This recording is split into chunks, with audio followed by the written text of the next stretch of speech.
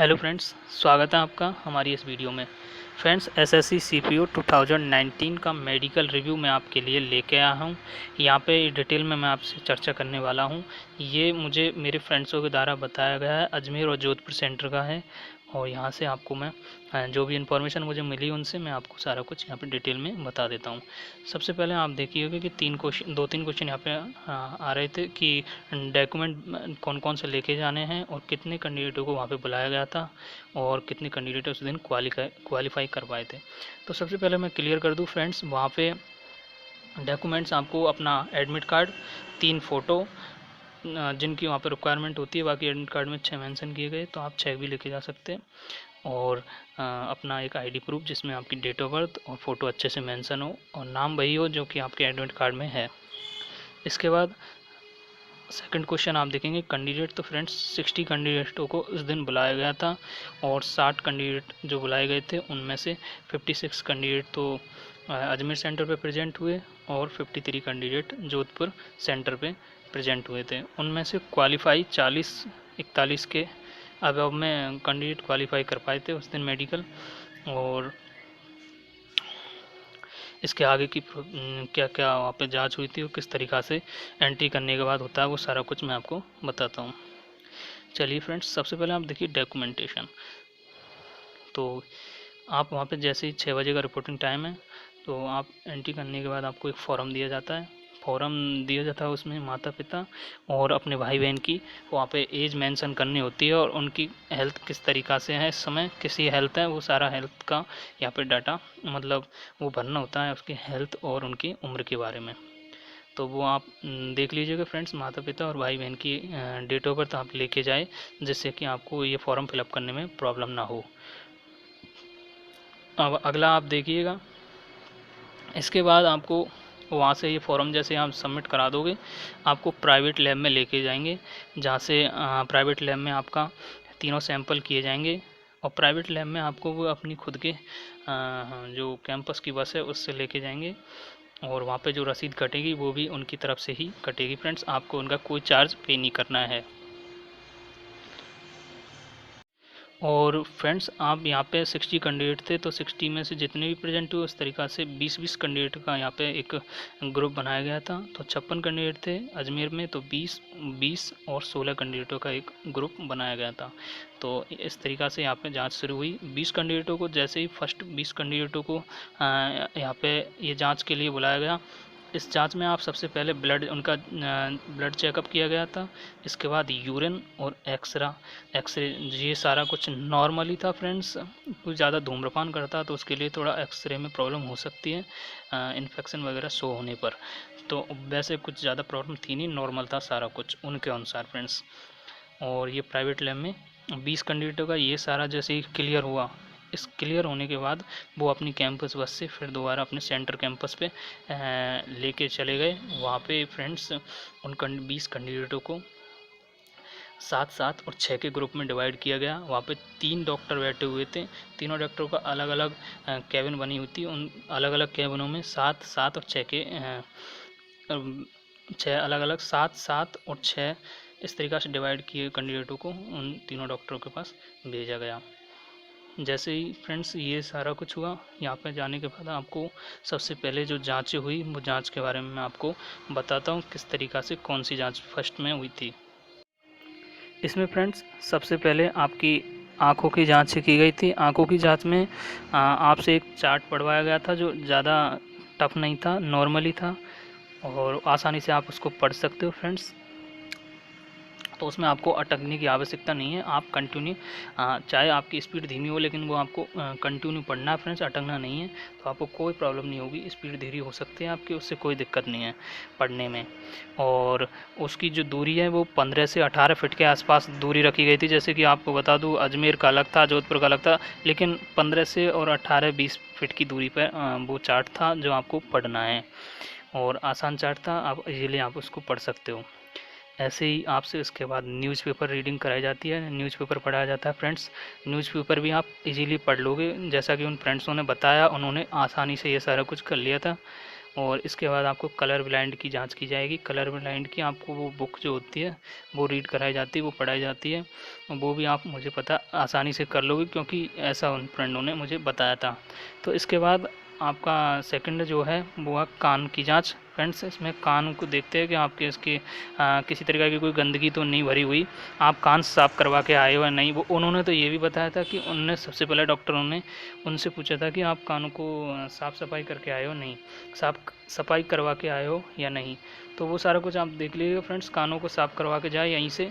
और इसके बाद नंबर 3 पे आप देखोगे दांतों को भी आप साफ़ करा के जाए, इनमें किसी प्रकार की सड़न या बदबू ना हो तो बेटर है फ्रेंड्स। वैसे इसमें ज़्यादा कुछ था नहीं, ये भी नॉर्मली था। दांतों में आपके अगर कुछ 5 या 6 ऐसे कुछ दांत टूटे हुए होंगे तो ही ज़्यादा प्रॉब्लम हो सकती है। वैसे 1-2 दांत आपके कोई प्रॉब्लम नहीं है, इजीली वो चला देते हैं ऐसा कुछ। तो नॉर्मली जांच थी ये भी। इसके बाद आप अगले देखिएगा फ्रेंड्स। इसके बाद आपकी नाक की जांच की जाएगी। नाक में वो हड्डी देखी जाती है बीच वाली, कि ये हड्डी है जो तिरछी तो नहीं है, किसी प्रकार से इसमें सूजन तो नहीं है, ये तिरछी तो नहीं है। तो इसका पॉइंट बन सकता है अगर तिरछी हुई तो। वैसे इसमें कोई प्रॉब्लम नहीं है, अगर तिरछी होगी तो प्रॉब्लम हो सकती है, आपको रीमेडिकल ले लीजिएगा आप। और इसके बाद आप देखिएगा स्टेज अगली। इसके बाद हाथों की जांच हुई। हाथों में देखते हैं कि आप हाथों में देखते हैं फ्रेंड्स, सबसे पहले आपकी कोहनी पे देखेंगे। कोहनी पे अगर किसी प्रकार की कोई प्रॉब्लम तो नहीं है, जैसे कि कोई चोट की वजह से वो बाहर निकली हुई तो नहीं है, या उसकी हड्डी ऊपर नीचे और पीछे की तरफ से, तो वो सारा कुछ देखते हैं। और घुमी हुई तो नहीं है, जैसे कि आपको बता दूं, ये किसी किसी की हड्डी अंदर की तरफ बाहर की तरफ ज़्यादा ही घुमी हुई होती है कोहनी पे से ये सारा कुछ नहीं होना चाहिए फ्रेंड्स। और इसके बाद ये भी ज़्यादा टफ नहीं है, नॉर्मली उन्होंने बताया नॉर्मली जांच करते हैं, ये नहीं कि इसको बहुत समय तक देखते रहते हैं, ऐसा कुछ नहीं है, नॉर्मली फटाफट से देख लेते हैं। और इसके बाद कंधों को देखते हैं। कंधों में किसी प्रकार की, जैसे कि आप हाथों को सीधे करोगे सामने की तरफ, तो जो कंधे हैं उनमें से कोई मतलब ऊंच नीच तो नहीं है, दोनों कंधे सामने से देखने पर सीधे दिखते या नहीं दिखते। और कोई हड्डी एक तरफ की, कोई हड्डी ऊंची तो नहीं है, ऐसा कुछ देखते हैं। इसे नॉर्मली उन्होंने बताया था। और इसमें आप देखिएगा कि इसमें आपको टैटू की जो प्रॉब्लम होती है, किसी किसी के हाथों में टैटू होते हैं फ्रेंड्स, नाम लिखा हुआ आता है, तो वो नाम गुदवाए हुए होते हैं, तो फ्रेंड्स उस पर ध्यान दीजिएगा। वो ज़्यादा बड़े होंगे तो ही प्रॉब्लम होगी। नॉर्मल जो छोटे छोटे नाम लिखे होते हैं तो वो चल जाते हैं, जैसे 1-2 इंची में। आपको बता दूँ ये साइज़ और इसमें थोड़ा छोटा छोटा दिखता है, वो चल जाता है फ्रेंड्स। जो ज़्यादा ही बड़ा होता है तो वो प्रॉब्लम क्रिएट कर सकता है। तो आप ये टैटू वगैरह रिमूव ज़रूर करा के जाए, या क्योंकि फालतू में इसकी वजह से आपको बाहर कर दिया जाएगा वहाँ से, तो ऐसा नहीं हो, इसलिए आप इसके रिमूव करा के जाए।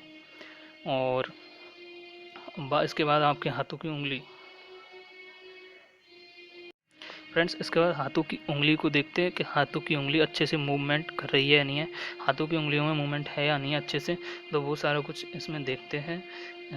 ज़्यादा इसमें दिक्कत नहीं है, लेकिन अगर किसी तरीक़ा से उंगली मुड़ी हुई है, या जैसे कि एक लास्ट वाली उंगली बाहर की तरफ निकली हुई है ज़्यादा ही, तो उसमें प्रॉब्लम होती है। वैसा ज़्यादा कोई प्रॉब्लम नहीं है, यही प्रॉब्लम है कि बस ये मुड़ी हुई ना हो ज़्यादा। और इसके बाद आप अगला देखिएगा। हाथ हो गया, हाथ के बाद आप अगला देखिएगा पैर।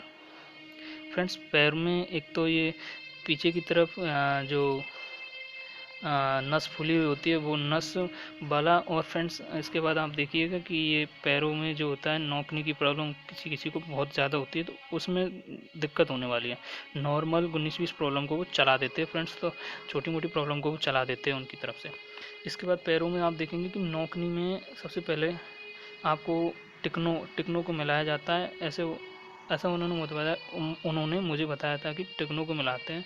टखनों को जो मिलाने पर अगर आपकी ये या घुटनों के यहाँ से अपने पैर जो है थोड़ा माइनर स्पेस रखते हैं तो वो चल जाता है। लेकिन अगर वो एकदम से टच है तो वो आपको नोकने की प्रॉब्लम हो सकती है। और उसके बाद वो जैसे ही आपको टुकने के बाद आपको बी शेप में पैरों को खुलवाते, जिससे कि एडी मिलनी चाहिए और उंगली बाहर की तरफ निकली होनी चाहिए, उंगलियों का हिस्सा वाला पार्ट बाहर की तरफ खुलना चाहिए। तो उससे क्या नोकनी की जांच करते हैं। और इसके बाद आपसे फ्लैट फुट भी वो चेक करेंगे। फ्लैट फुट में भी नॉर्मली करते फ्रेंड्स।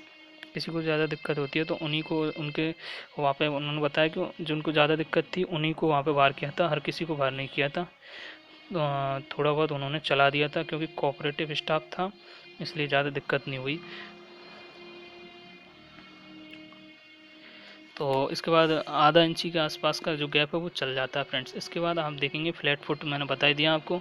इसके बाद आप देखेंगे नंबर, यहाँ पे देखेंगे आप 8 नंबर पे। इसके बाद आपकी प्राइवेट पार्ट की जाँच होती है नॉर्मली, तो उसमें आपको फ्रेंड्स अंडरवियर को नीचे कराया जाता है। और अंडरवियर को नीचे कराने के बाद आपको सबसे पहले देखते हैं कि फ्रेंड्स दोनों गोली है या नहीं है। अगर दोनों गोली मौजूद नहीं है तो प्रॉब्लम हो सकती है, नहीं तो आपको कोई प्रॉब्लम नहीं है फ्रेंड्स। ज़्यादा और वो ज़्यादा ही ऊंचे नीचे होने पर प्रॉब्लम होगी, वैसे नॉर्मल ऊंची नीचे चल जाती है फ्रेंड्स, कोई प्रॉब्लम नहीं है उसमें उनके अनुसार। क्योंकि उनके साथ 7 कैंडिडेटों का हो रहा था, तो वो सातों एक ही लाइन में खड़े करके और उनका लिया गया था मेडिकल, जिससे कि फ्रेंड्स ये सारा उनको मालूम था। और इसके बाद आप देखिए कि यहाँ से प्राइवेट पार्ट में आपके पेशाब की जांच की जाती है कि पेशाब का जो रास्ता है वो अच्छे से खुला हुआ है या नहीं है, उसमें किसी प्रकार की कोई सूजन तो नहीं है। और उसके बाद झुकाते हैं, झुकाने के बाद वो पाइल्स की जांच करते हैं और ये सारा कुछ नॉर्मल हो जाता है। इसके बाद आपको अगले स्टेज पे आते बीपी का चेकअप करते फ्रेंड्स। फिर फ्रेंड्स इसके बाद आपका बीपी चेकअप किया जाता है। बीपी में थोड़ा बहुत वो चला रहे थे ऊपर नीचे, ऐसा उन्होंने बताया मुझे 5 के आसपास में तो वो चला रहे थे फ्रेंड्स। इसलिए बीपी में आप उन्होंने एक चीज़ और बोला था फ्रेंड्स, अगर किसी को बीपी में थोड़ी सी हाई आ रही है, ज़्यादा आ रही है, तो उनकी इसकी प्रॉब्लम होने की वजह से उन्होंने बोला कि आपका बीपी बाद में नापेंगे, कुछ देर के लिए उनको बैठा देते हैं। क्योंकि फ्रेंड्स कुछ शुरुआती है तो उसमें थोड़ी हड़बड़ उबड़ में प्रॉब्लम हो ही जाती है फ्रेंड्स, जल्दबाजी में। ये मेरी लोकल लैंग्वेज है। तो फ्रेंड्स इसके बाद आप जल्दबाजी में तो ये प्रॉब्लम होती है बीपी की, बाकी कोई प्रॉब्लम नहीं है। बीपी भी इजीली से देख लेते हैं और थोड़ा बहुत चला भी देते हैं। इसके बाद आप देखेंगे बीपी के बाद वजन पे आते हैं फ्रेंड्स। वजन लंबाई के हिसाब से होता है और उनका अपना एक चार्ट होता है जिसके अनुसार वो लंबाई और फिर वजन दोनों को नापते हैं। और इसमें 1 से 2 का जो 1 किलो मतलब केजी का अंतर होता है वेट का, वो चल जाता है फ्रेंड्स 1-2 केजी का, उसमें कोई आपको प्रॉब्लम नहीं है। स्टाफ ठीक ठाक है। और बाद का पता नहीं फ्रेंड्स, बाद में अगर स्टाफ चेंज हो जाए, अभी तो इस तरीक़ा की यहाँ से मुझे जो सूचना मिली है, उनसे जो रिव्यू मिला है मैं आपको बता रहा हूँ।